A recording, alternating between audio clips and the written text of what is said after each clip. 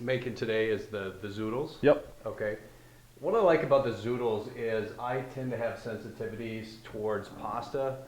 Elevates my blood sugar too rapidly, and I go into my coma, my carb coma, I call it. So Luke said, we've got no problem here. We've got a good strategy. We're going to go with the Zoodles. So what exactly is the Zoodles here?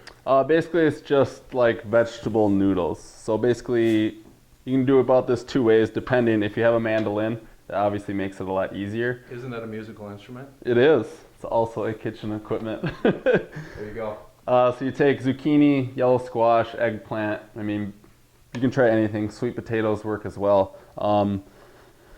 Just run it down there, make sure you don't cut yourself, and then it already has done all the work for you. And that takes just 2 minutes to do. If you don't, you can just work with your knife, maybe take a little bit more time, but you can still get the same effect if you don't have I think that a mandolin. Zoodle thing. Yeah, the Zoodle maker is better. The Zoodle maker, the mandolin, definitely better. Definitely one of the utensils that everyone should really have in the kitchen, right? If you want to be a little bit more creative. And yeah, they're really nice. I mean, they're $80 to $100 for a nicer one. You can probably get one at Target or something for $20-30. Yeah, I think one of the things is when you take a look at something like this, as far as an appliance, in the long term, it's going to save you a lot of time. So. Yep. Okay, so what's the serving size on this? Basically, this is 2 zucchinis. This is probably good enough for 2 people. Okay. Then we'll do the zucchini, a little bit of sliced red onion, and then we'll make our own like tomato sauce for it. So basically, some Roman tomatoes, just cubed up, and then we'll just add this into the food processor again. Another quick way to do stuff like this. So you probably only need 2 tomatoes. They'll bust down a lot more once you get them in there. Probably a teaspoon of garlic. And then we'll do some fresh basil leaves as well. Now, do you do this basically for flavor or Yep, for flavor. Content? Basil to add flavor. And then we'll also add Italian parsley for flavor as well. Okay. So just kind of throw it all in there. So definitely, as far as a food processor, definitely something that every kitchen should have. Would you agree? Correct, yep. And you can get, from a small one like this for $20-25, you can get a huge one for a couple hundred. I mean, just depends on, this works very nice. It's cheap. You can do a couple different batches rather than spending all the money on the big one. Sure. Which are really nice, but if you're cooking a lot, it is worth it in the long run. So. Right.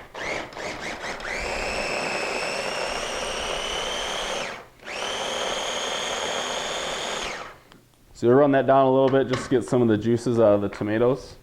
We can add a little bit more tomato and then a little bit of salt to bring out what salt does for tomatoes, it brings out the liquid in the tomatoes, so it'll be a little bit juicier, and then obviously adds flavor to it as well.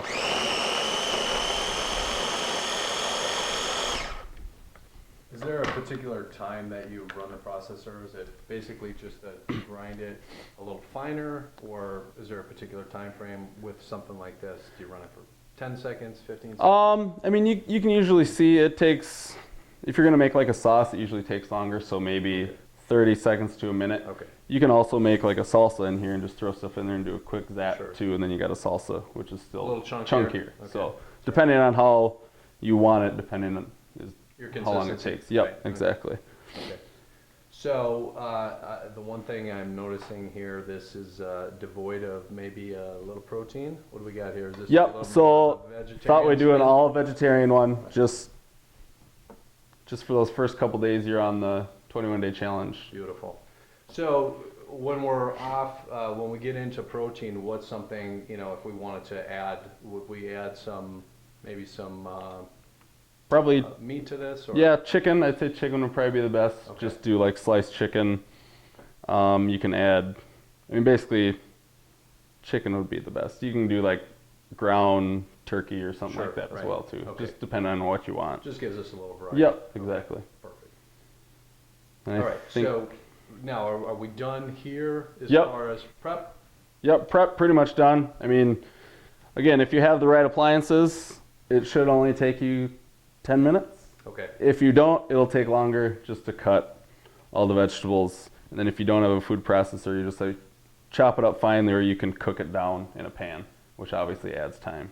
Since people are always trying to look for quicker and easier ways to do things, would you recommend ever that someone actually, maybe they store this in like some Pyrex containers, or do you always, particularly as a chef, do you Right. like to be as fresh as possible in terms of when you're cutting?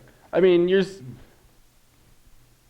just got to think of it this way. When you cut it, it's going to last, it's going to take some of the life out of it. Sure. So you can still cut it and keep it, I'd say, 2 days, 3 days. But if you keep it whole, it's going to last a lot longer. Right, okay.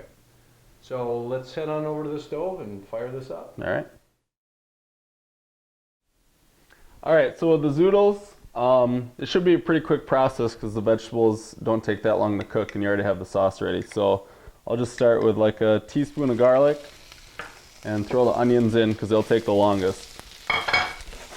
Just kind of want to keep them moving. Just make sure not to burn it, basically. Then you can add your zoodles next. And then once they heat up and cook a little bit longer, they'll get less rigid and move around kind of like noodles. And we can also add the pasta sauce.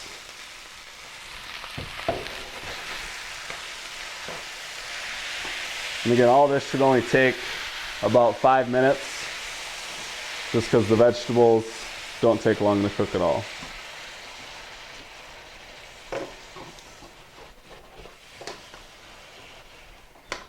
And again, if you wanted to do like the meat, put a meat in it, I'd start cooking the meat right away, saute that up, whether it's chicken or ground turkey, and then add your onions, garlic, and everything after that, because the chicken will take the longest. Made a little bit of a mess there. Pasta's a little bit messier.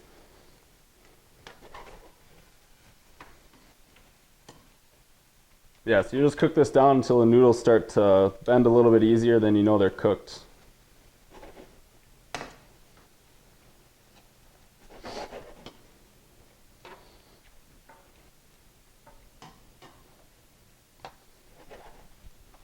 You can always add more vegetables if you want. If you like peppers in your pasta, black olives, anything like that. Mushrooms.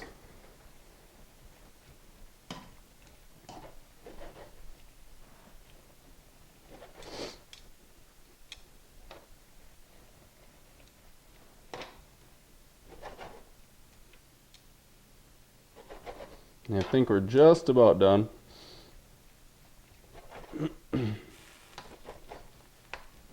We'll take that over to the plate and serve it up.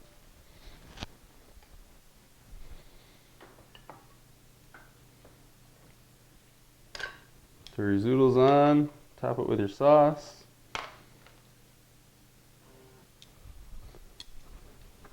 And I'll usually add a little bit more of the parsley.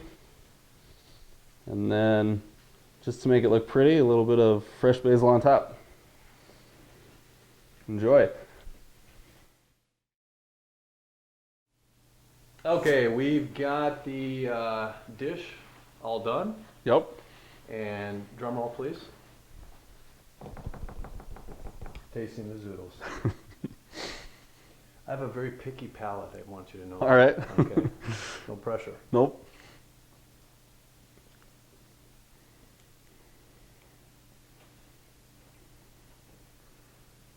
Delicioso. Doesn't surprise me.